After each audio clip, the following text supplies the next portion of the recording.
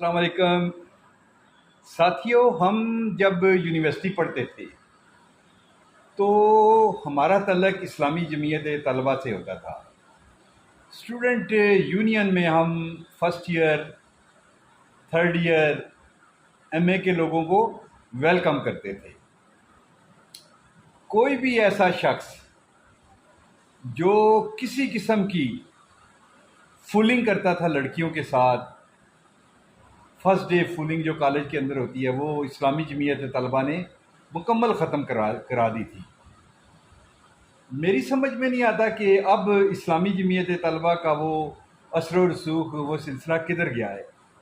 हम student union में ना होते हुए भी इस तरह की गलत किस्म की बातें जो इस्लामिया यूनिवर्सिटी बावलपुर, बेनज़ीर यूनिवर्सिटी और दीगर